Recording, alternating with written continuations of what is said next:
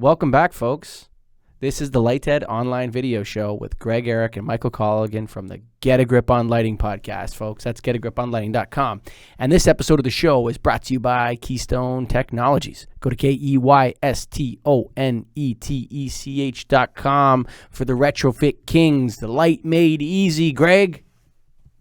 They make it easy. They give you samples even. That's a new policy. Well, not a new policy, something they've always had. But they're really promoting it. But we don't need no stinking samples, man. You get a grip out there, you light bulb boys. You don't be giving away samples. Charge for samples. Don't do that. I hate guys that do that. Samples. There you go, Keystone. Keystone. I love Keystone, but I hate lighting guys that go out there and have to give away all their product for free and all that. You tell them what they need, son. So to go to KeystoneTech.com. That's KEYSTONETECH.com. And Greg, that's a good segue into the auditing process. How do you tell people what they need? Well, first of all, you got to find out what they have and then find out what the application is. That's always the most important thing in lighting. And a lot of it's being missed right now. And we talk about it a lot, that people are just going in and assuming, I'm going to just put this in there. Whatever they need, I don't care. You've got to ask the right questions. So it all starts with asking the right questions, finding out what the customer's needs are, their wants, and their application. And then light levels, how much light is needed, what kind of light is needed. So all those go into the process of an audit. We talked to Snap Count on our Get a Grip on Lighting podcast, and it's an interesting concept to be able to electronically do it. I've been doing it for years on paper, and then I come back and type it in. And I know it sounds old and not efficient, but to me it seems like easier. I don't know. What are your thoughts on that process? So what I try to do, I used to give customers like 10-page proposals with graphs and all this kind of stuff, right? And I found that I was giving them a lot of information that they didn't want. And so what I've started to do is really listen to my client. And if I'm going to engage with them, I roll in kind of like as the host of this show in a way, and I have like an air now about me, which is very cocky. But in a sense, I go in there, what is it that you want from this? And I find out very, very quickly what the customer wants to buy. And from there, I do the lighting proposal. Not every customer wants to buy the same thing. Some of them are just buying the biggest rebate. If you can get them the biggest rebate that you can get them, but you're like, well, you should obviously do this technology or that technology. Sometimes they're not going to listen to you. So I'm very, very cognizant of what the customer wants to buy, and that guides me to the next step, which is then cataloging the existing lighting system. I'm not a designer of new build. I always work in the retrofit environment. So I listen to the customer. Sometimes they're only talking about the warehouse. Sometimes they're only talking about the rack aisle. So I avoid the outdoor lighting. Unless they ask me, I ask them about it. Are we checking the outdoor lighting? Are we checking the office lighting? No, we're not. We're just working in the warehouse. So I'm very careful to make sure that I'm giving the customer what they're asking for first, Greg. So you ask them, you don't assume they want everything done. No, I don't. You take notes on it.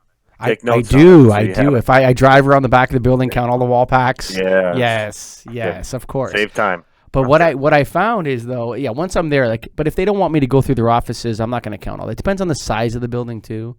But it's like a lot of times the customer doesn't want to. You're confusing them by putting everything into this package. I really try to listen to them and find out where their PowerPoint. And I find there's nothing wrong with a good phase 2. Yeah. No, you're right. Yeah. And I think that's the key is to the proposals. And I've done them a couple over the years that I've been involved. My original one was a page per area or per fixture type. So you get all of a sudden 30-page reports and give it to the customer. And they're like, what is this? Get that out of here. But some love it at the same time. You know what? As soon as okay, maybe some love it. Maybe some people do. Yeah. But here's what I'll say. Yeah. Is that if somebody hands me like a 10-page sales proposal, I know most of it's gook that's produced automatically.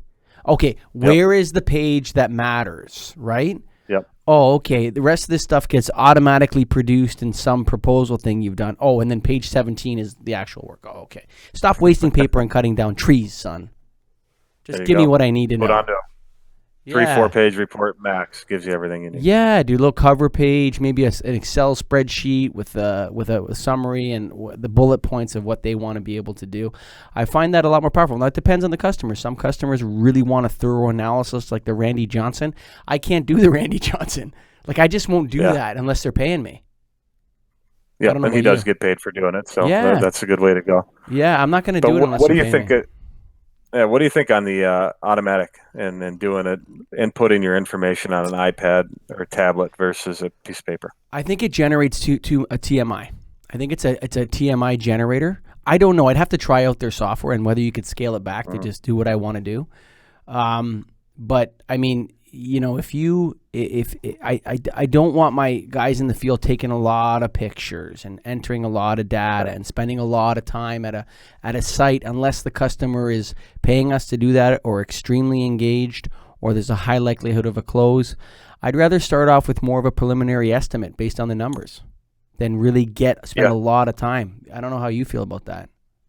I think that's fair. You got to gauge who the customer is and what they want because, yeah, you could be spending a lot of time doing something that you don't need to do, or you just wasted the whole day worth of without any financial incentive for This is what I it. say. If you're getting paid, totally makes sense. If you're not, Everyone will let you count their fucking lights, buddy.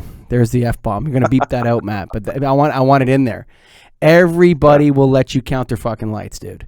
And if you're out there selling free audits, get a grip, son. You got to sell light bulbs, not free assessments. And I remember like there was years where it's like, yeah, I got 3 assessments today. I'm going to go out this week and I'm going to spend a week counting lights, everybody's lights up. Well, who are you talking to? What is it that they want? Do they even want you there? Or is it just you're going to generate paper that's going to go in the folder in case anyone asks that guy down the road, hey, what are we doing with our lighting? Yeah, I have this great proposal here from Lighting Solutions. There you go. See, I've had it here since 2016. They came by and they gave me a free proposal. You know what I mean? yeah, I want I want to be closing deals, man. That's the difference. See, a lot of guys out there, in Nailed, whenever you go to Nailed, you're talking to vicious closers, man. People that close deals every day. That's what I love about Nailed. hmm Is that you're talking to guys that are closing deals. And when you talk to guys that close a lot of lighting deals, it's a different conversation. It's less about how many pictures they're taking and how they're cataloging the data. I'm sure you have your system. I have my system. It's more talk about sales strategy. How do you get the flavor in there? How do you get your hooks into the guy so that you're going to be able to close that nice profitable deal? That's what I find the conversations are better surrounding. I don't know. right. Maybe I'm wrong. Yeah, no, you're right. Versus all the details and hey, I got all these specific rooms and these different fixture types. Who cares? What did you sell? Yeah, How much? exactly. Yeah, exactly. Did you close the Let's deal go. or not? No, but I have this great 17-page proposal. Okay, Right. good. Ooh, Great. But what did you it did you looks get a nice. deal out of it? Yeah, and then you let me do I got the free samples ordered from Keystone and we're gonna go do the free samples for the guy after we give him the free 17-page proposal. Like, just no, that's not the right. So I don't Everything's know what the free. balance Everything's is. I don't know what the balance is there, It's tough yeah, because you want to be closing, right? And yeah. all the guys like you and me that go out there and sell $1 million a year of lighting, they have a different focus. They're not so concerned about how they go about counting lights or sending people proposals. They're more into the flavor of how they actually get someone to say yes. No, you're right, and that's what it's all about at the end of the day. All the detail stuff, is part of the job, and the more you can get, obviously, the easier it can be when you're doing the install. But you can also waste a lot of time generating details you don't need. So the right Totally, man. answer is to find out what the customer wants Yeah. and then mix it up and get it in. Yeah, all you listeners out there, if you want something to learn from me after 18 years, don't give away stuff too much. If you give something for free, by definition, its value is zero. That's the way it goes. Thank you for listening to the Lighthead Online Video Show.